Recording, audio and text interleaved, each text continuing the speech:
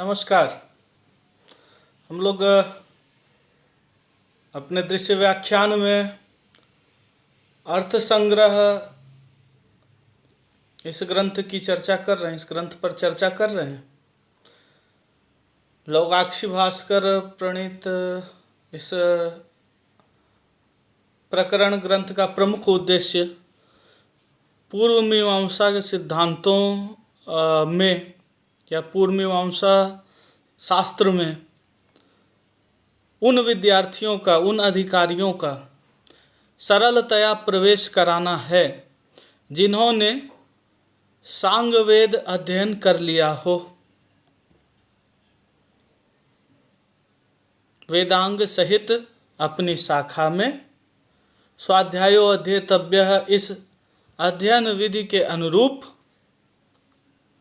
अर्थ शब्द ग्रहण जो है वह वेद वाक्यों का कर लिया हो, अपनी शाखा के संहिता को कंठाग्र जिन विद्यार्थियों ने कर लिया, अब वह अर्थ विचार करेंगे, वेद का अर्थ क्या है इसका परिज्ञान करेंगे। और यही जो है वह जैमिनी, महर्षि जैमिनी के प्रथम सूत्र, मीमांसा सूत्रों में से प्रथम सूत्र जो प्रतिज्ञा सूत्र है, इसका अभिप्राय भी यही है। अथातो धर्म जिज्ञासा, अथ आनंतर्य का सूचक है, के बाद कुछ करना है, यह बता रहा है कि अब इसके बाद धर्म की जिज्ञासा करेंगे या धर्म की जिज्ञासा की जाती है, प्रारंभ की जाती है। तो क्या किसके बाद धर्म की जिज्ञासा होगी? तो धर्म की जिज्ञासा, धर्म चूंकि अर्थ परिज्ञान रूप है, धर्म चूंकि अर्थ परिज्ञान से ही निष्पन्न होगा और अर्थ शब्द का होता है, शब्द और अर्थ का नित्य संबंध है, तो अथ आनंतर्य का सूचक है। वेद के अध्ययन के अनंतर अधीत वेद जो है वह अर्थ विचार करेगा। चूंकि वेद का अध्ययन किया जा चुका है, शब्दशः ग्रहण किया जा चुका है, संहिता कंठाग्र हो चुकी है, समावर्तन संस्कार हो चुका है, अतः हेत्वर्थक है, इस अध्ययन का दृष्टार्थ फल प्राप्त करने के लिए, अर्थ परिज्ञान रूपी फल प्राप्त करने के लिए क्या करेंगे? तो धर्म की जिज्ञासा करेंगे, धर्म के लिए जिज्ञासा करेंगे। धर्म जिज्ञासा में भाष्यकार चतुर्थी तत्पुरुष बताते हैं, धर्माय जिज्ञासा, धर्म जिज्ञासा, धर्म के लिए जिज्ञासा। और जिज्ञासा पदस्य विचारे लक्षणा, जिज्ञासा पद का अर्थ है विचार करना।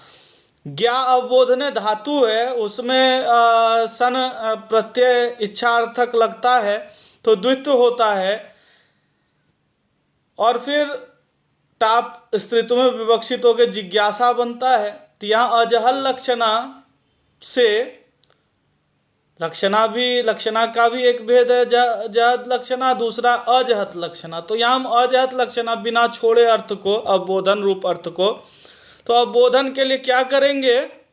तो विचार करेंगे। ज्ञान की इच्छा से हम क्या कार्य करते हैं? तो विचार करते हैं। किसका विचार करते हैं?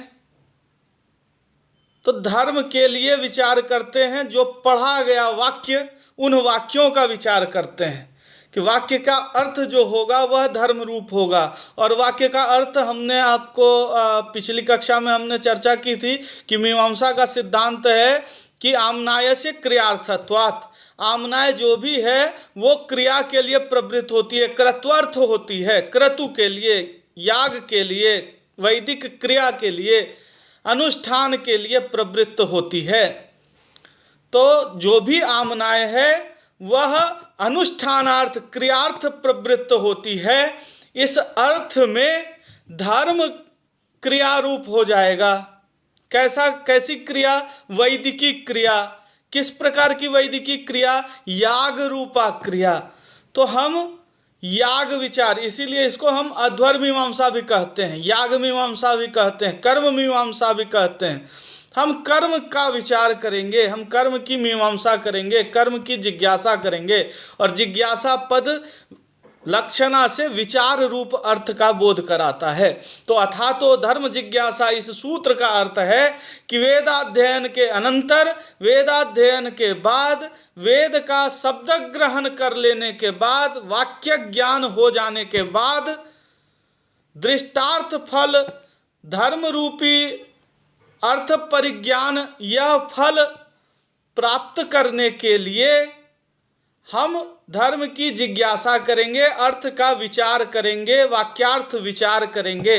तो अब यहाँ से वाक्यार्थ विचार शास्त्र आरंभ किया जाना चाहिए, ऐसी प्रतिज्ञा आचार्य अपने प्रथम सूत्र अथातो धर्म जिज्ञासा में करते हैं। तो मीमांसा का प्रथम सूत्र अथातो धर्म जिज्ञासा यह बताता है कि हमारा व्याख्या क्या होगा। पूरे मीमांसा शास्त्र में हम विचार किस वस्तु का करेंगे, तो कहा धर्म जिज्ञासा, धर्म का विचार करेंगे। तो धर्म विचार शास्त्र भी इससे कहा जा सकता है। तो मीमांसा शास्त्र को हम धर्म विचार शास्त्र कहेंगे। अथातो धर्म जिज्ञासा यह सूत्र इसकी सूचना देता है कि अब वेदाध्ययन के बाद, समावर्तन संस्कार हो जाने के बाद, और समावर्तन संस्कार यहाँ स्वाध्यायो अध्येतव्य एक यह जो विधि है, एक वाक्य है, यह विधान करता है कि अपने शाखा में अध्ययन करना चाहिए। गुरुमुख पूर्वक श्रवण इत्यादि, श्रवण मनन निधिध्यासन इत्यादि की जो प्रक्रिया बताई गई, इसके द्वारा वाक्यार्थ विचार करना चाहिए। यहाँ ध्यातव्य है कि मीमांसा के भी भाष्य की व्याख्या के आधार पर 3 प्रचलित जो हैं वह पंथ हैं, संप्रदाय हैं।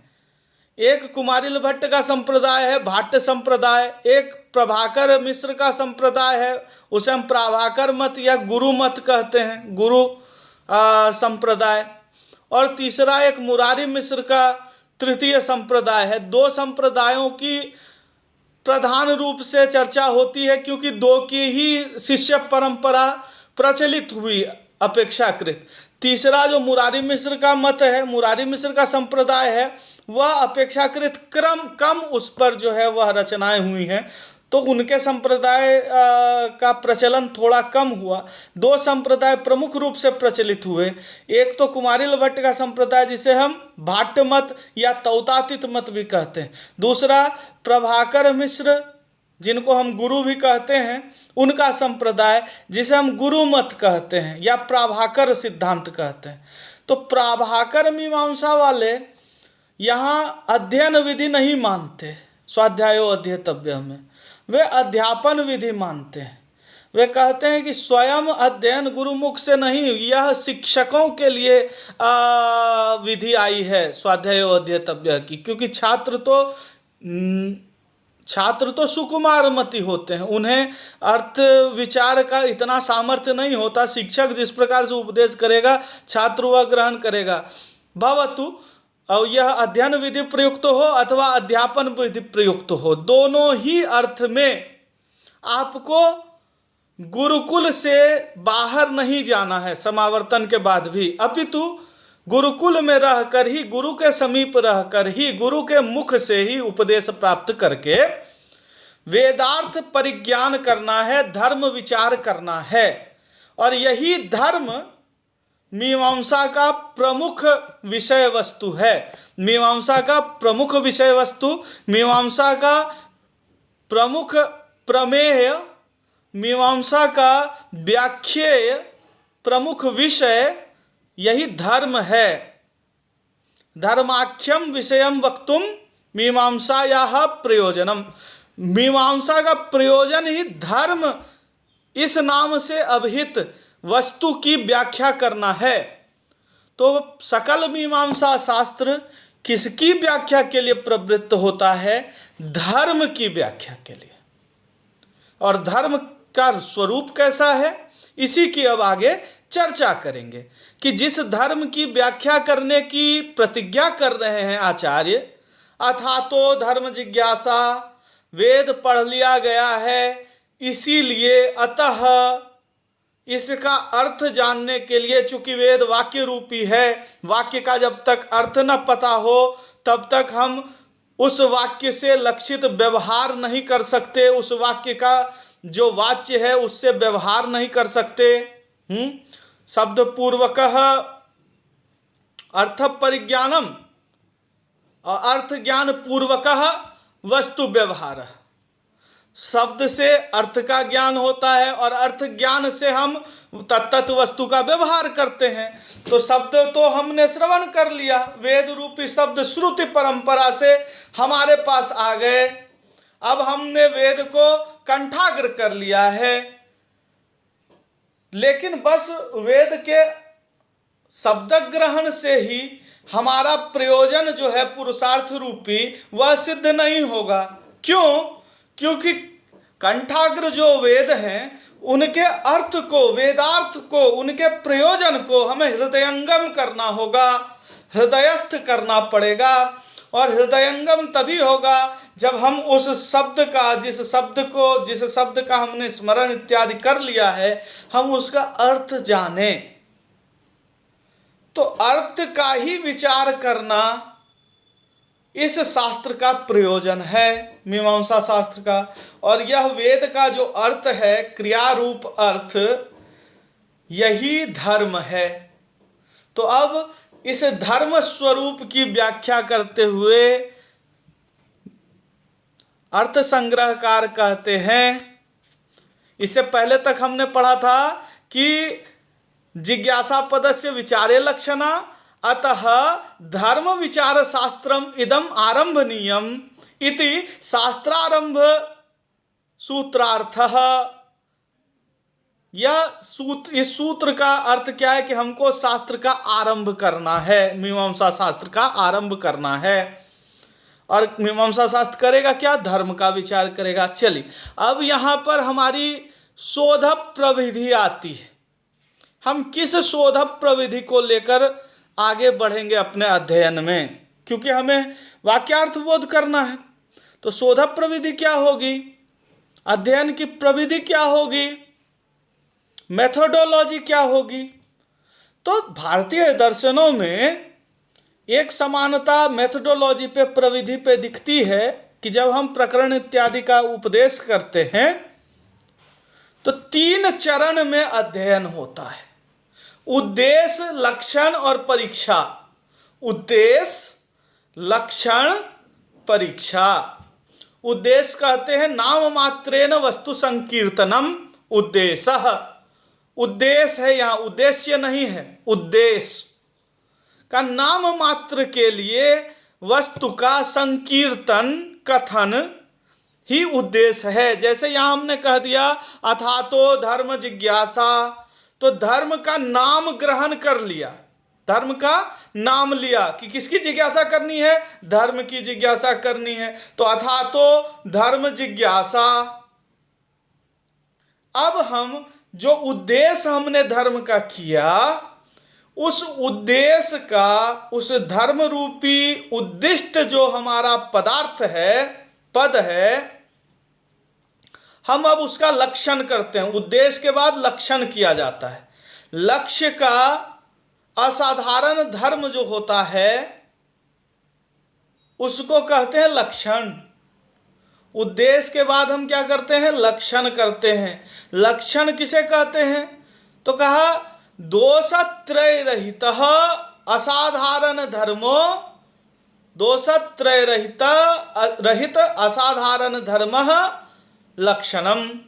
3 दोषों से रहित, 3 दोषों से मुक्त, दोषत्रय के को छोड़कर दोषत्रय का समन करने के पश्चात जो असाधारण धर्म किसी वस्तु का प्राप्त होता है, वह असाधारण धर्म ही उस वस्तु का लक्षण कहलाता है। मतलब 3 दोषों को समाप्त करके, 3 दोषों को छोड़ करके, 3 दोषों से रहित किसी वस्तु का असाधारण धर्म उस वस्तु का लक्षण कहलाता है। ये 3 दोष हैं, अतिव्याप्ति, अव्याप्ति और असंभव दोष का। अतिव्याप्ति, अव्याप्ति और असंभव दोष को समाप्त करके, दोष से रहित होकर जो असाधारण धर्म होगा किसी वस्तु का, वह उस वस्तु का लक्षण कहलाता है।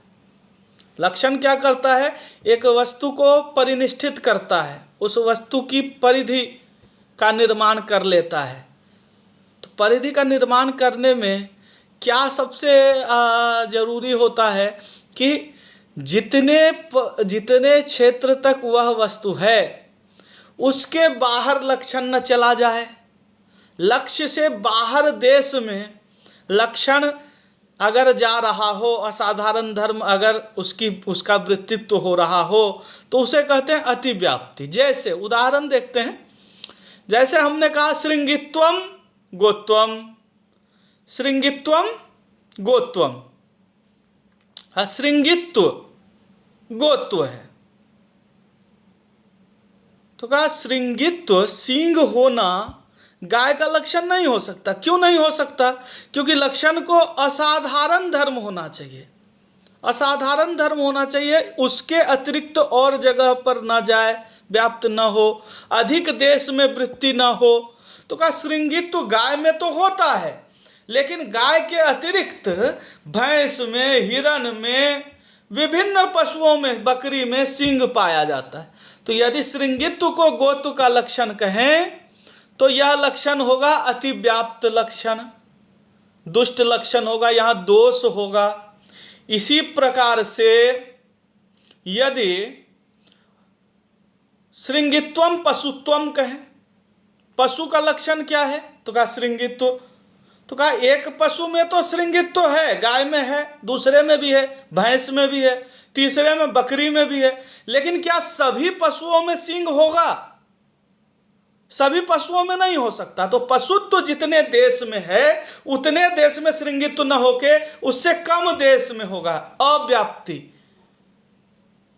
श्रृंगित्व पशुत्व का लक्षण नहीं हो सकता, पशु का लक्षण नहीं हो सकता, क्योंकि सभी पशुओं में सींग नहीं होता। तो पहला था अतिव्याप्ति, श्रृंगित्व गाय का लक्षण नहीं हो सकता, क्योंकि गाय से अधिक भी दूसरे पशुओं में भी श्रृंगित्व होता है। अब हम अगर श्रृंगित्व को समस्त पशु का लक्षण माने तो कहा नहीं, समस्त पशुओं में सींग तो होता नहीं, कुछ पशुओं में नहीं भी होता है, अल्प देश में वृत्ति हो गई। पशु अधिक देश है और श्रृंगित्व अल्प देश है, ये अव्याप्ति है। और तीसरा है असंभव, जिसकी संभावना ही ना हो लक्ष्य में। जैसे कहा विषाणित्वम ससस्य लक्षणम, खरगोश का क्या लक्षण है? कहा जिसके सींग होगा, तो खरगोश में सींग हो ही नहीं सकता, तो ये असंभव है। तो कहा इन 3 दोष को जब छोड़ देंगे तो जितने देश में लक्ष्य है उतने देश में, संपूर्ण देश में लक्षण व्याप्त करेगा, ऐसा असाधारण धर्म लक्षण कहलाता है। तो हम उद्दिष्टस्य लक्षणम, उद्दिष्ट का असाधारण धर्म जो है वह लक्षण होता है। तो दूसरा है धर्म का लक्षण करेंगे कि धर्म का लक्षण क्या है यह बताएंगे। पहले तो यह बता दिया कि हम बताने क्या जा रहे हैं, हम धर्म का विचार करेंगे। तो धर्म कहते किसको हैं, यह धर्म का लक्षण बता के पता चलेगा। और तीसरा प्रविधि में तीसरे स्थान पे होता है परीक्षा, कि वही हम लक्षण जो कर रहे हैं उसमें कोई दोष तो नहीं है, वह उसमें आता तो है, उसके अतिरिक्त तो नहीं जाता, उसके संपूर्ण देश को व्याप्त करता है कि नहीं करता है। तो लक्षितस्य तल्लक्षणम उपपद्यते न वा इति विचारः परीक्षा। परीक्षा किसे कहते हैं? कि जो लक्षित है, जिसका उद्देश्य किया गया है, उसमें वह जो लक्ष्य रूप है उसमें उसका लक्षण उपपन्न होता है अथवा नहीं होता, 3 दोषों से रहित पता चलता है कि नहीं चलता, यह जो विचार है इसे हम कहते हैं परीक्षा। तो यह 3 प्रविधि का स्वरूप है, जिसके आधार पर हम भारतीय दर्शन में मीमांसा करते हैं, विचार करते हैं। तो उद्देश्य, लक्षण और परीक्षा पूर्वक। तो यहाँ अथातो धर्म जिज्ञासा में आचार्य ने धर्म का उद्देश्य कर लिया है, अपने विषय का कथन कर लिया है, नाम मात्र से वस्तु का संकीर्तन कर लिया है कि हम करने क्या जा रहे हैं इस शास्त्र में, यह शास्त्र क्यों आरंभ किया जा रहा है, तो धर्म के विचार के लिए। तो जिसके लिए किया जा रहा है उसका क्या लक्षण है, आगे यही कहेंगे कि जिस धर्म का हम विचार करने जा रहे हैं उस धर्म का लक्षण क्या है, उसका स्वरूप कैसा है। तो यही कहा अथ को धर्म, जब प्रतिज्ञा कर ली कि शास्त्र आरंभ करने जा रहे हैं तो इस प्रतिज्ञा के अनंतर, अथ अनंतर का सूचक है, तो अथ, अच्छा, अथ प्रश्न का भी वाचक होता है। अर्थ के 7 अर्थ हमने कहा, उसमें से एक तो मंगल सूचक देखा हमने, दूसरा आनंतर्य वाचक कहा और तीसरा प्रश्न सूचक भी होता है। तो कहा अथ को धर्म, धर्म है क्या, किसको धर्म कहते हैं, जिसका विचार करने जा रहे हैं उसका स्वरूप कैसा है। अथ को धर्म, क्या है धर्म, किं तस्य लक्षणम, और उस धर्म का लक्षण क्या है, लक्षण धर्म का स्वरूप क्या है। आप जिस विषय का प्रतिपादन करने जा रहे हैं, जिस विषय के प्रतिपादन की प्रतिज्ञा की है आपने, जिस विषय के प्रतिपादन का प्रारंभ करना आपके पास प्रतिज्ञात हुआ है आपके सूत्र में, उस धर्म का स्वरूप क्या है, वह धर्म किन रूपक है, उसका स्वरूप कैसा है, वह किस प्रकार का है, किसको कहते हैं धर्म, और जिसको धर्म कहते हैं उसका लक्षण क्या है। 2 चीजें हैं, एक तो को धर्म, धर्म है क्या, किसको धर्म कहेंगे, धर्म का विचार करेंगे तो किसका विचार करेंगे, वस्तुतः उसका स्वरूप कैसा होता है, धर्म का स्वरूप कैसा होता है। जैसे हमने कहा कि हम अब मनुष्य पे चर्चा करेंगे, तो आप पूछेंगे मनुष्य कौन है, किसको कहते हैं, उसका स्वरूप कैसा है। उन्होंने कहा आप ही मनुष्य हैं, जिसके 2 हाथ 2 पैर इत्यादि हो, मनुष्य हैं आप, जिसका ऐसा स्वरूप होता है उसको मनुष्य कहते हैं। तो फिर आप कहेंगे कि किं नाम मनुष्यत्वम, किं मनुष्यत्वस्य लक्षणम, मनुष्यस्य किं लक्षणम, मनुष्य का लक्षण क्या है, असाधारण धर्म क्या है उसका। तो यही यहाँ कहा गया कि जिस शास्त्र का विचार कर रहे हैं, जिस शास्त्र का प्रारंभ कर रहे हैं, जिस लक्ष्य को लेकर आप प्रारंभ कर रहे हैं, जो आपका विषय है उसका स्वरूप कैसा है और फिर उसका लक्षण किस प्रकार का है। अथ को धर्म किं तस्य लक्षणम, यह पूछा जा सकता है, यह पूछा जाता है, यह जिज्ञासा होगी। जिज्ञासा जब है तो यहीं से शुरू होगी ना, कि है क्या वर्णमाला। हमने कहा कि वर्णमाला पढ़ाते हैं, तो आप पूछेंगे क्या है वर्णमाला, स्वरूप क्या है, तो आप फिर बताएंगे कि अयुण ऋलृक एवं अयोच इत्यादि, यही स्वरूप, माहेश्वर सूत्र रूप।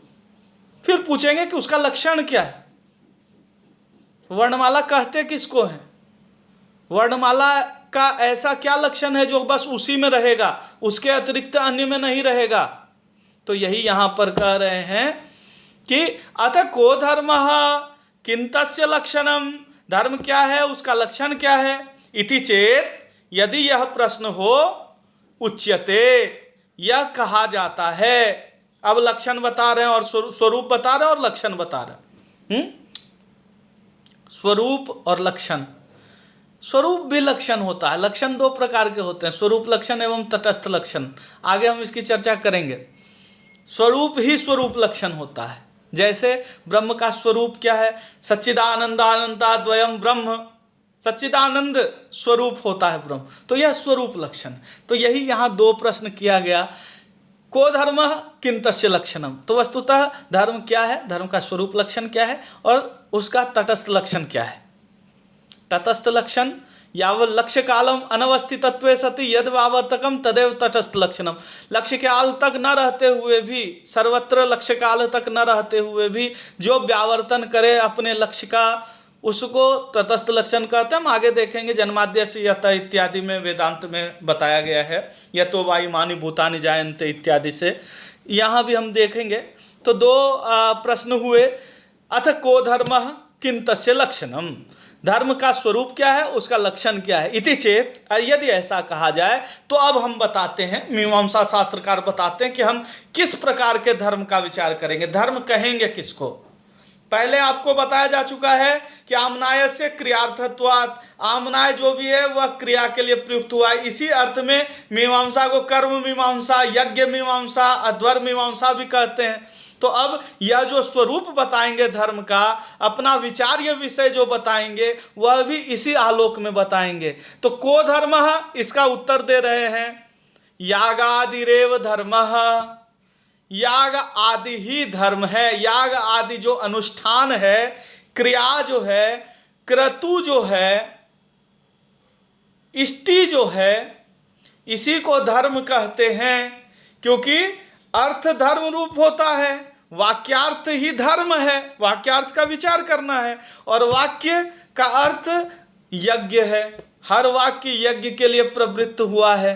तो यही कह रहे हैं कि याग आदि ही एवं धर्म, याग आदि ही धर्म रूप होते हैं। तो हम यज्ञ का ही विचार करेंगे, धर्म का विचार जब कर रहे हैं तो यज्ञ का विचार करेंगे। ठीक है, तो याग आदि रेव धर्म, याग आदि ही धर्म है। और उसका लक्षण क्या है, उस धर्म का, याग रूप धर्म का लक्षण क्या है।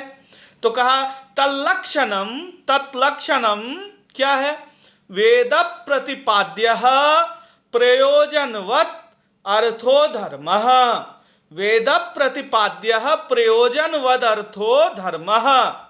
अब यहाँ धर्मः, इसको बताने वाले धर्मः लक्ष्य है, लक्ष्य और लक्षण, इस दोनों को मिला के हम चलते हैं। लक्षण लक्ष्य का परिच्छेद करता है, लक्षण लक्ष्य को ढकता है, ढकता है मतलब आवृत करता है। उसके समस्त स्वरूप का परितः जो है वह आच्छेदन करता है, ढकता है, उसको व्याप्त करता है। तो कहा धर्मः, इसका लक्षण क्या है, वेद प्रतिपाद्य प्रयोजनवत् अर्थो धर्मः। मतलब अब एक एक पद को तोड़ेंगे। आगे यही कहते हैं कि लक्षण में 3 पद आए हैं ना विशिष्ट करने के लिए धर्म को। कौन कौन, वेद प्रतिपाद्य, प्रयोजनवत् और अर्थः, 3 आया। तो कहा अब इन 3 का क्यों योजन किया गया है, 3 का समायोजन क्यों किया गया है। कोई एक ही कह देते हम अर्थो धर्मः, तो क्या समस्या होती, या वेद प्रतिपाद्य धर्मः कह देते, क्या समस्या होती।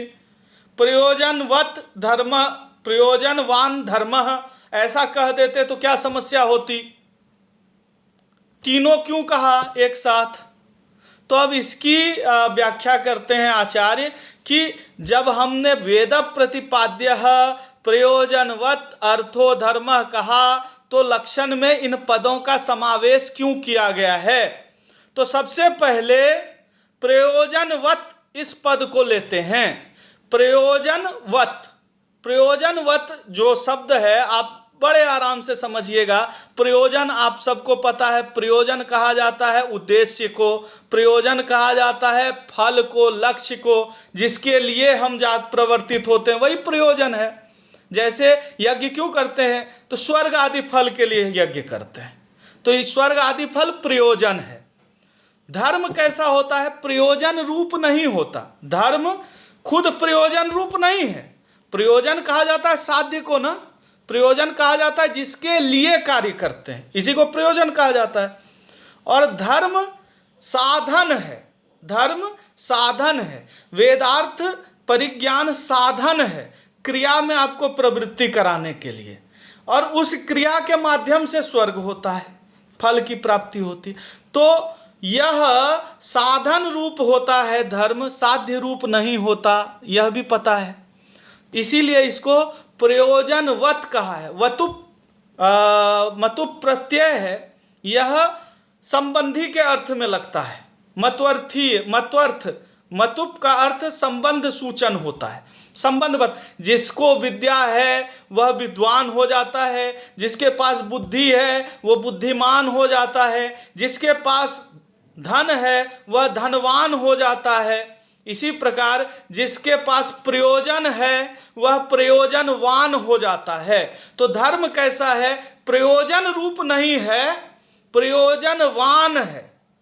तो कहा यह प्रयोजनवत क्यों कहा गया? तो अब आचार्य कहते हैं कि लक्षण तो अतिव्याप्ति अव्याप्ति असंभव को खत्म करके प्रवृत्त होता है ना, उसको रहित, उससे रहित होता है ना। तो इसलिए यहाँ पे इन पदों को जोड़ा गया है कि प्रयोजने अतिव्याप्ति वारणाय प्रयोजनवत इति। का स्वर्ग आदि जो प्रयोजन हैं उनमें धर्म की अतिव्याप्ति न हो जाए। अगर हम ये कहते कि धर्म कैसा है, तो कहा अर्थो धर्म, अर्थ रूप धर्म है। तो कहा कैसा अर्थ? अर्थ तो जो भी कुछ हमारा इच्छित होता है उसको हम अर्थ कहते हैं। हाँ, पुरुषार्थ इच्छित है, स्वर्ग हमारा अर्थ है, पुरुषार्थ यही तो है, धर्म अर्थ काम मोक्ष। तो कहा अर्थ रूप है, तो वहाँ मोक्ष इत्यादि, मोक्ष का अर्थ यहाँ स्वर्ग है, जिसको अन्य दर्शनों में आप मोक्ष या कैवल्य कहते हैं, मीमांसा उसको स्वर्ग कहता है। तो कहा स्वर्ग आदि फल रूप है, उसमें अतिव्याप्ति न हो जाए धर्म की, धर्म के लक्षण की, इसलिए प्रयोजनवत कहा है। तो कहा प्रयोजने अतिव्याप्ति वारणाय, स्वर्ग आदि जो प्रयोजन रूप हैं उसमें अतिव्याप्ति न हो लक्षण की, इसको रोकने के लिए प्रयोजनवत कह दिया गया है। समझ रहे हैं? अगर अर्थ खाली कह देते तो अर्थ तो स्वर्ग भी है, तो स्वर्ग भी धर्म हो जाता। स्वर्ग धर्म हो जाता तो क्या समस्या होती कि स्वर्ग का विचार करने लग जाते। यहाँ तो हम वाक्य का विचार कर रहे हैं। कहा खाली वाक्य पढ़ने से तो स्वर्ग नहीं मिल जा रहा है। वाक्य का जब ज्ञान हो गया, अर्थ जब ज्ञान हो गया, तब हम क्रिया में प्रवृत्त होंगे। क्योंकि एक चीज मीमांसा हर समय स्पष्ट रखती है कि क्रिया से ही फल मिलेगा, कर्म से ही फल मिलेगा। बैठे खाली विचार करने से फल नहीं मिलेगा। क्रिया में प्रवृत्त होंगे, क्रिया का संपादन करेंगे, तभी उस क्रिया का फल मिलेगा। और इसीलिए इसको कर्म विज्ञान कहते हैं, इसीलिए इसको कर्म कांड कहते हैं, कर्म मीमांसा कहते हैं। तो जब हमने कहा कि यागादिरेव धर्म, याग ही धर्म है, तो याग स्वर्ग रूप नहीं है, याग फल रूप नहीं है, याग फल रूप नहीं है, याग का फल होता है, याग फल वाला है, याग प्रयोजन रूप नहीं है, याग प्रयोजनवान है। जैसे आप जब पढ़ाई करते हैं तो बस पढ़ना ही आपका प्रयोजन नहीं होता है, अर्थ परिज्ञान रूपी फल आपका प्रयोजन होता है। और फिर उसके माध्यम से जीविका इत्यादि की प्राप्ति, यह भी आपका फल होता है। और इसके माध्यम से मुक्ति, धर्म इत्यादि करके मुक्ति, मोक्ष की प्राप्ति, यह आपका परम प्रयोजन होता है। तो विद्या प्रयोजन वाली होती है, विद्या या ज्ञान प्रयोजन से युक्त होता है। बस ज्ञान को ही अगर प्रयोजन मान लें तो वह किसी अन्य फल में यदि प्रवृत्ति ना करा पाए, फल की प्राप्ति ना करा पाए, तो निष्फल हो जाएगा। और एक सिद्धांत है कि कर्म कभी निष्फल नहीं होता। आप चिंता करें ना करें कर्म की, कर्म कर रहे हैं तो फल प्राप्त होगा, इस जन्म में हो या अगले जन्म में हो। जब तक अपूर्व का परिपाक न हो जाए तब तक फल नहीं मिलता, लेकिन अपूर्व संचित होता रहता है। कर्म से एक अपूर्व की उत्पत्ति होती है और वह संचित होता रहता है। जब वह फलप्रद होता है, जब वह उसका परिपाक हो जाता है, तब आपको फल मिलने लगता है। तो हर कर्म फल से युक्त होता है। तो कर्म फल रूप नहीं होता, कर्म का फल होता है। तो ऐसे ही फल में, प्रयोजन में अतिव्याप्ति रोकने के लिए प्रयोजनवत प्रयोग किया गया है। ठीक है? जैसे हम ये कहें कि यह जो है वह दूध वाला है, वह दूध नहीं है, दूध वाला है। तो यहाँ इसका संबंध दूध के साथ। लेकिन जैसे हम बुला लेते हैं ना ट्रेन वगैरह में चाय बेचने वालों को, ए चाय, तो चाय थोड़ी है, वो चाय वाला है। चाय में अतिव्याप्ति न हो जाए, इसलिए वहाँ पे चाय वाला कहते हैं।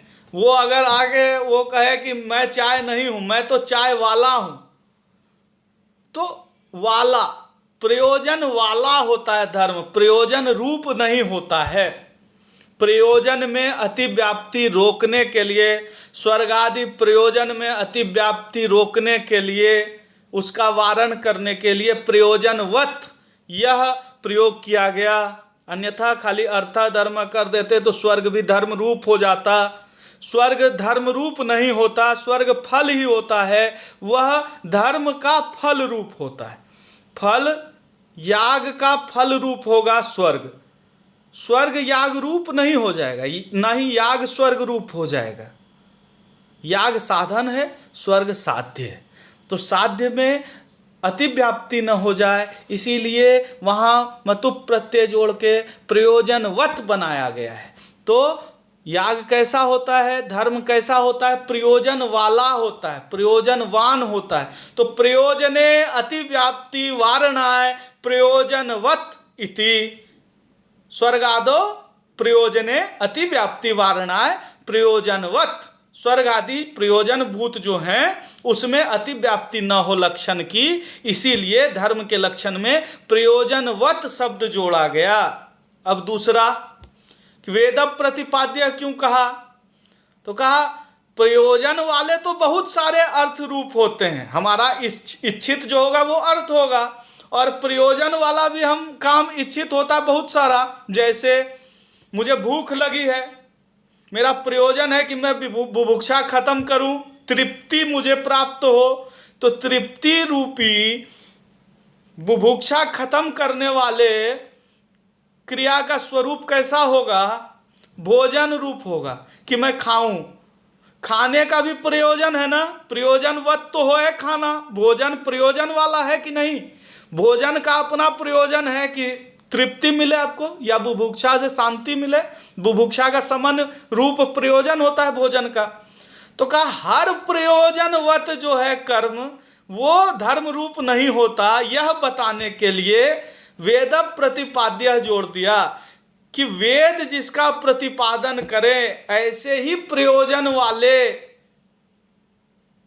कर्म को हम धर्म कहते हैं, याग आदि को। तो कहा भोजनादो अतिव्याप्ति वारणाय वेद प्रतिपाद्य इति। भोजन का भी प्रयोजन है, कहीं हम घूमने जा रहे हैं उसका भी प्रयोजन है कि मन का जो है वो मानसिक शांति मिले। कहीं हम कुछ और किसी से लड़ाई कर ले रहे हैं उसका भी प्रयोजन है कि शत्रु की हानि हो जाए।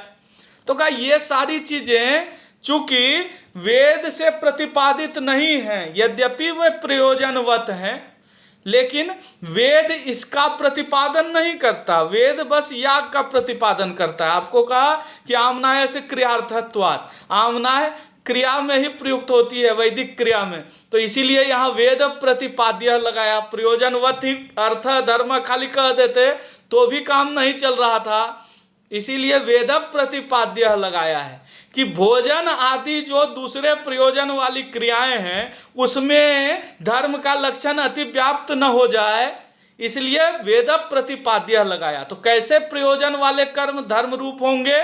जो वेद से प्रतिपादित होंगे। चूंकि भोजन आदि जो क्रियाएं हैं यह रागतः प्राप्त हैं, इसके लिए वेद विधान नहीं करता। वेद अप्राप्त क्रियाओं का ही विधान करता है, जो प्रमाणांतर से अप्राप्त हैं उसका ही प्रधान रूप से विधान करता है, हम आगे देखेंगे। इसीलिए भोजन आदि वेद विहित क्रिया नहीं है। तो भोजन आदि वेद अविहित वेदाविहित क्रियाओं में अतिव्याप्ति को रोकने के लिए वेद प्रतिपाद्य यह पद लिखा गया लक्षण में। तो वेद प्रतिपाद्य प्रयोजनवत, धर्म कैसा होता है? वेद से प्रतिपादित होता है। और कैसा होता है? प्रयोजन वाला होता है, एक प्रयोजन विशेष से युक्त होता है। और तीसरा है अर्थः। तो कहा कि अनर्थ भूतक, अनर्थ फल देने वाली भी बहुत सारी प्रयोजनवत क्रियाएं हैं, और हो सकता है वेद में उसका प्रतिपादन भी निषेध मुख से किया गया हो। वेद का तो काम ही यही है ना कि धर्म का विचार करना, धर्म के साथ ही अधर्म भी आ जाता है। तो धर्म का भी विचार होता है, अधर्म का भी विचार होता है। क्यों? क्योंकि धर्म में प्रवृत्ति करानी है, अधर्म से निवृत्ति करानी है। तो वेद में ऐसी भी क्रियाएं हैं जिनसे निवृत्ति बतानी होती है। जैसे एक सेन याग है, एक याग विशेष है सेन याग। अभिचार एक क्रिया होती है शत्रु के हानि के लिए, शत्रु को हानि पहुंचाने के लिए अभिचार किया जाता है। हाँ, मारन, मोहन, स्तंभन, उच्चाटन इत्यादि क्रियाएं भी हैं। अथर्ववेद में बेसिकली मुख्य रूप से इन सब क्रियाओं का थोड़ा समावेश दिखता है, लेकिन वस्तुतः वहां प्रयोजन उन क्रियाओं में प्रवृत्त होना नहीं है, उन क्रियाओं से निवृत्ति का प्रयोजन है। क्योंकि निषेध भी एक तरह का वेद वाक्य है, आगे हम वाक्यों की चर्चा में देखेंगे। इन्हीं अनर्थ भूता क्रियाओं से निवृत्त कराने के लिए उसमें अतिव्याप्ति न हो जाए, उसमें अतिव्याप्ति होने से रोकने के लिए यहाँ अर्थः धर्म कहा है कि धर्म अर्थ रूप होता है, कल्याणकारी होता है।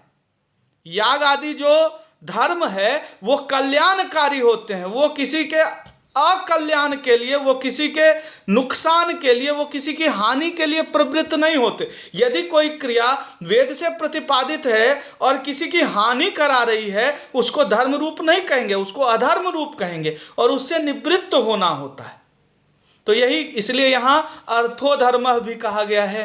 तो यहाँ कह रहे हैं कि अनर्थ फल भूतकत्वात्, अनर्थ फल से युक्त होने के कारण, अनर्थ फल वाले होने के कारण, अनर्थ फल भूतक होने के कारण, अनर्थ फल की प्राप्ति करवाने वाले होने के कारण, अनर्थ भूते, अनर्थ रूप सेन आदो, सेन आदि जो याग है, सेन आदि जो क्रिया है, उसमें अतिव्याप्ति न हो जाए धर्म की, धर्म लक्षण की। इसलिए अर्थो धर्म अर्थः इति, अर्थः कहा गया धर्म को। तो तीन विशेषण हैं। वेद प्रतिपाद्य, वेद प्रतिपाद्य क्यों कहा? कि भोजन आदि जो अन्य क्रियाएं हैं प्रयोजन वाली, उसमें अतिव्याप्ति न हो जाए। याग नहीं है भोजन, धर्म रूप नहीं है, उसका विचार नहीं करते मीमांसा में। मीमांसा में किसका विचार करते हैं?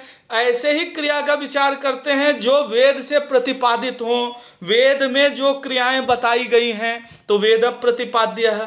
प्रयोजनवत क्रिया खुद जो है वह प्रयोजन रूप नहीं होती, क्रिया खुद जो है वह फल रूप नहीं होती, बल्कि क्रिया का फल होता है। षष्ठी विभक्ति, क्रिया का फल होता है, क्रिया फल वाली होती है, क्रिया फल प्रदा होती है। तो प्रयोजन में अतिव्याप्ति, स्वर्ग आदि रूप प्रयोजन में अतिव्याप्ति रोकने के लिए प्रयोजनवत कहा गया है, प्रयोजनवान कहा गया है धर्म को। और तीसरा, अनर्थकारी ऐसी क्रियाएं जो यद्यपि वेद में हैं, निषेध मुख से पढ़ी गई हैं, उनमें अतिव्याप्ति रोकने के कारण अर्थः यह शब्द जो है प्रयुक्त किया गया है। तो यह धर्म लक्षण अब इस प्रकार से है कि वेद से प्रतिपादित प्रयोजन वाले कल्याणकारी क्रिया को धर्म कहते हैं, और इसका स्वरूप है याग आदि, स्वर्ग आदि दिलाने वाले याग। दो फल होता है, दृष्ट फल और अदृष्ट फल। तो दृष्ट फल बहुत सारी इष्टियों का है कि पशु मिला, देवता का स्मरण हुआ इत्यादि दृष्ट फल है, और अदृष्ट फल क्या है? देवता स्मरण इत्यादि दृष्ट फल है, और अदृष्ट फल है उससे जो हमें संपत्ति की प्राप्ति हुई अथवा स्वर्ग की प्राप्ति हुई, अभ्युदय हुआ अथवा निःश्रेयस मिला। अभ्युदय और निःश्रेयस यही दिलाने वाला धर्म होता है ना। यह तो अभ्युदय निःश्रेयस सिद्धि स धर्म है। तो याग से भी क्या होता है? अभ्युदय होता है। याग करने वाले को इस लोक में भी भूति मिलती है, संपत्ति मिलती है, प्रतिष्ठा मिलती है, देवता का स्मरण होता है, और उस लोक में भी स्वर्ग मिलता है जब उसका अपूर्व जो है वह फलप्रद हो जाए, पूर्व की प्राप्ति हो जाए। तो कहा वेद से प्रतिपादित प्रयोजन से युक्त अर्थ रूप धर्म होता है, कल्याणकारी धर्म होता है, श्रेयस्कर क्रियाएं ही धर्म रूप होती हैं। तो निश्रेयस को प्रदान कराने वाली क्रियाएं धर्म रूप होती हैं, जिनका स्वरूप है याग रूपी। तो उसी याग की हम मीमांसा करेंगे, इसीलिए मीमांसा को कर्म मीमांसा भी कहते हैं, अध्वर्म मीमांसा भी कहते हैं। तो धर्म का लक्षण आपको स्पष्ट हुआ कि वेद प्रतिपाद्य प्रयोजनवत् अर्थो धर्मः, भोजनादो अतिव्याप्ति वारणाय भोजनादो अतिव्याप्ति वारणाय वेद प्रतिपाद्य इति, स्वर्गादो प्रयोजने अतिव्याप्ति वारणाय प्रयोजनवत् इति, अनर्थ फलभूतकत्वात् अनर्थभूते सेनादो अतिव्याप्ति वारणाय अर्थः इति, का सेनेन अभिचरण यजेत, का अभिचार होता है उससे, यह भी वेद में लिखा हुआ है, सेनेन अभिचरण यजेत। लेकिन यह करणीय नहीं है, यह अकरणीय है, क्योंकि इससे हानि होगी, इससे हिंसा होगी, और हिंसा कल्याणकारिणी हिंसा नहीं होगी। तो इसीलिए वहां निषेध है, वहां हमको प्रतिषेध समझना चाहिए। तो वह अर्थ रूप नहीं है, अनर्थ रूप है, अनर्थ फल देने वाली है, किसी की हानि हो जा रही है, यह धर्म नहीं हो सकता। तो अनर्थ भूतक क्रियाओं में अतिव्याप्ति रोकने के लिए अर्थ धर्म, वेद से अतिरिक्त क्रियाओं में अतिव्याप्ति रोकने के लिए वेद विहित वेद प्रतिपाद्य इति, और प्रयोजन जो है फल रूपी प्रयोजन में अतिव्याप्ति रोकने के लिए प्रयोजनवत् इति, यह 3 पद प्रयुक्त किया गया है। तो अब हमें एक चीज स्पष्ट हो गया, अकल्याणकारी क्रिया धर्म नहीं होगी। स्वर्ग आदि जो फल रूप होता है, साध्य जो होता है, वो धर्म नहीं होगा, बल्कि याग हर समय साधन रूप होगा, करण रूप होगा। और वेद से अतिरिक्त जो क्रियाएं हैं, वेद जिसका प्रतिपादन नहीं करता, वो क्रियाएं भी धर्म रूप नहीं होंगी।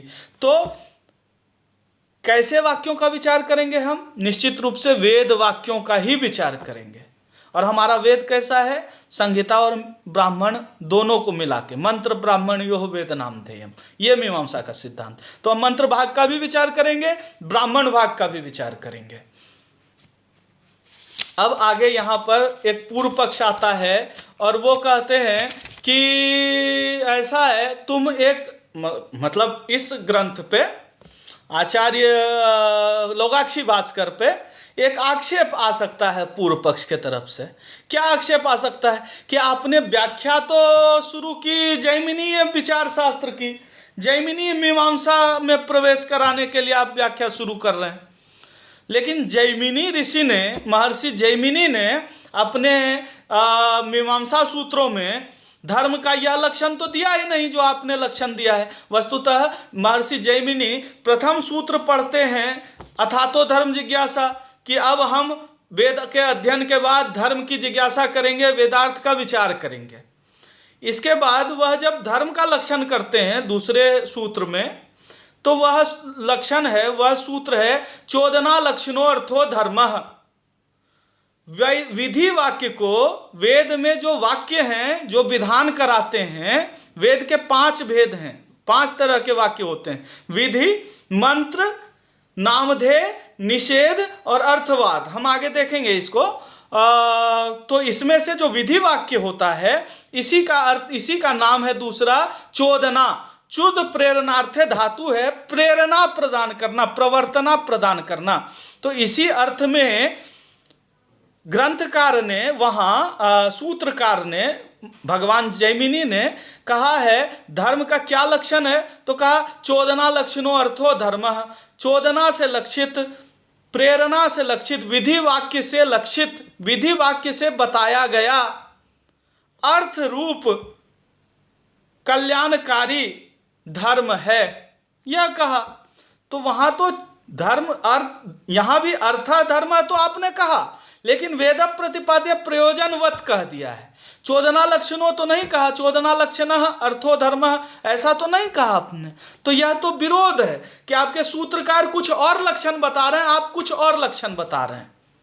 यह तो विरोध है, क्योंकि वहां तो खाली विधि से जो लक्षित अर्थ रूप है, विधि ने जिस अर्थ को बताया है उसी अर्थ का धर्म रूप, उसी अर्थ को धर्म रूप कहा जाएगा, यह पता लगता है सूत्र ग्रंथ से। आपके ग्रंथ में तो विरोध है सूत्रकार से। तो जिनके सिद्धांत को आप स्पष्ट करने के लिए, जिनके सिद्धांत में प्रवेश कराने के लिए आप यह समस्त शास्त्र का उपक्रम कर रहे हैं, पूरा शास्त्र शुरू कर रहे हैं अपना प्रकरण, वहां आप उनका लक्षण ही अलग है आपके लक्षण से, दोनों में विरोध है। यह एक आशंका पूर्व पक्ष से की जा सकती है कि आपका लक्षण अलग है, उनका लक्षण अलग है। तो इसका उत्तर देते हुए शास्त्रकार कहते हैं कि कोई विरोध नहीं है। उन्होंने जो कहा है, हमारे गुरुजी ने, हमारे सूत्रकार ने, भगवान जैमिनी ने जो कहा है, हम उसी की व्याख्या दूसरे शब्दों में कर रहे हैं। क्योंकि जब हमने वेद प्रतिपाद्य कहा तो वेद प्रतिपाद्य कहने का अर्थ ही यही है कि चोदना लक्षितः। वेद का अर्थ ही यही है। विधि ही वेद का जो है वो प्रधान रूप है। वेद यद्यपि 5 वेद वाक्यों के 5 प्रभेद तो कहे गए, लेकिन उसमें भी विधि ही प्रधान है। अन्य जो 4 हैं, मंत्र, नामधेय, निषेध, अर्थवाद, वो विधि परक होते हैं, वो विधि का अनुसरण करते हैं, वो विधि से संबद्ध होकर, विधि पर युक्त होकर ही अपनी सार्थकता बोधित कराते हैं। उनकी सार्थकता बाकी 4 जो हैं विधि के अतिरिक्त 4 प्रकार जो हैं, चाहे मंत्र हो, नामधेय हो, निषेध हो या अर्थवाद हो, इनकी सार्थकता तभी है जब वह विधि में अन्वित हो। वस्तुतः विधि अर्थात प्रेरणा ही, इसी अर्थ में वेद को प्रेरक कहा जाता है, उपदेशक कहा जाता है। प्रभु सम्मित उपदेश कहते हैं वेद वाक्यों को, इसी अर्थ में कि विधि प्रेरणा करती है और यही विधि प्रधान है। प्रधान वेद वाक्य का स्वरूप विधि रूप होता है। तो हमने जब वेद प्रतिपाद्य कहा तो अपने आचार्य जैमिनी के उसी सिद्धांत का अनुकरण किया, और उनका कहना भी यही था। जब वो कह रहे थे चोदना लक्षणो अर्थो धर्मः, तो इसका स्वरूप यही था, इसका अर्थ यही था कि चोदनया लक्षितः अर्थः धर्मः इति। तो चोदनया लक्षितः को हमने वेद प्रतिपाद्य प्रयोजनवत कहा। तो और सरल हो जाए, आचार्य ने जो कहा था, हमारे सूत्रकार ने जो कहा था, वो सरल मति के बालकों के लिए, प्रवेशार्थियों के लिए, हमारे शिष्यों के लिए और भी सरल हो जाए, इसीलिए हमने सौत्र तल लक्षण, सौत्र लक्षण जो है, सूत्र का जो लक्षण है, हमने उसी का सरलीकरण किया है अपने प्रकृत ग्रंथ में, अर्थ संग्रह के धर्म लक्षण में।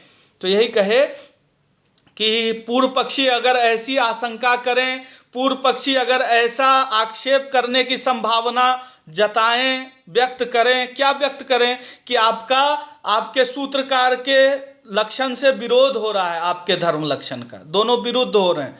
न च चोदना लक्षणो अर्थो धर्मः इति सौत्र तल लक्षण विरोधः। का यह नहीं कहना चाहिए कि चोदना लक्षणों अर्थो धर्म होता है, धर्म का लक्षण तो चोदना लक्षणों अर्थो धर्म कहा गया है, इसीलिए आपने जो वेद प्रतिपाद्य प्रयोजनवद अर्थो धर्म कहा है, यह विरुद्ध है आपके सूत्रकार से, आपका स्वयं ही विरोध है। तो आप कैसे उनके सिद्धांत का प्रतिपादन करने की बात कर रहे हैं? ऐसा नहीं कहना चाहिए। क्यों नहीं कहना चाहिए? तो कहा चोदना पदस्य विधि रूप वेदैक देश परत्वात् इति वाच्यम। का चोदना जो शब्द है वह विधि के ही एक देश का, विधि चोदना शब्द जो है वह विधि रूप होता है। विधि वेद का एक देश है, एक देश मतलब एक भाग है। विधि वेद का, वैदिक वाक्य 5 प्रकार के होते हैं, वेद के 5 भाग इसीलिए कहा गया, वेद पंचविध कहा गया। तो वेद के 5 भागों में से एक भाग, एक देश, वेद के 5 देशों में से एक देश विधि होता है।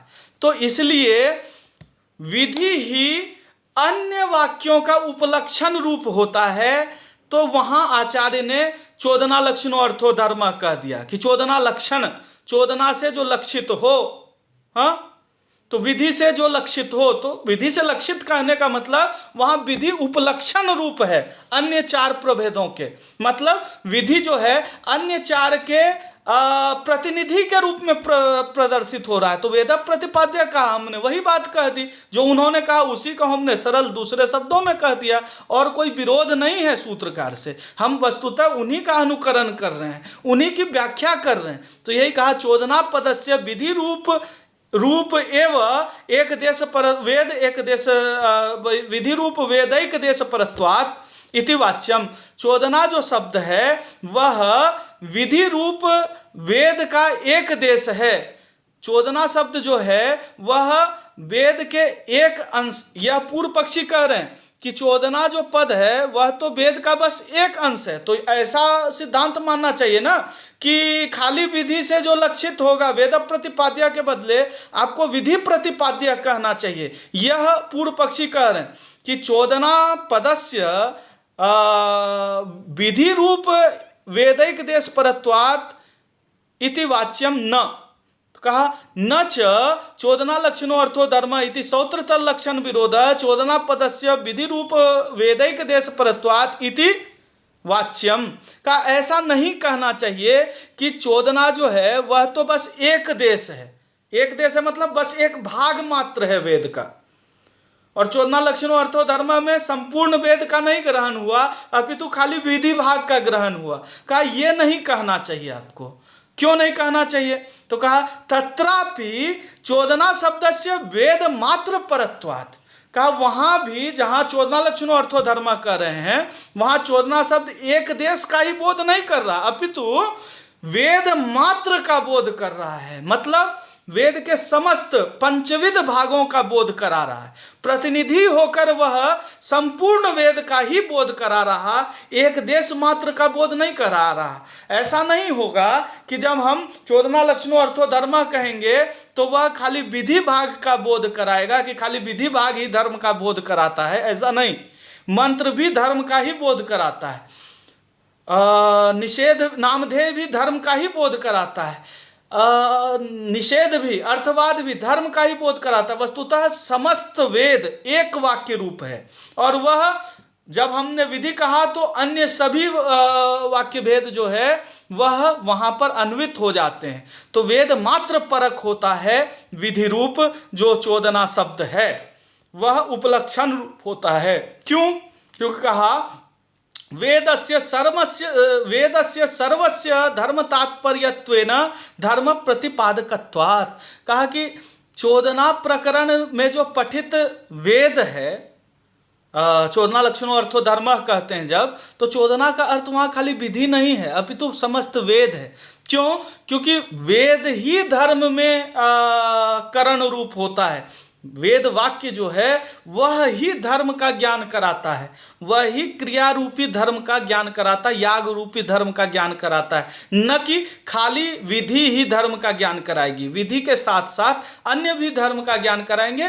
प्राधान्यन व्यपदेशा भवन्ति कहते हैं कि जिसकी प्रधानता होती है उसी का व्यपदेश करते हैं, उसी का ग्रहण कर देते हैं। इसका यह अर्थ नहीं है कि अप्रधान को हम नहीं बुला रहे। जब मुख्यमंत्री को बुलाया जाता है तो मुख्यमंत्री पूरे राज्य का प्रतिनिधि होता है।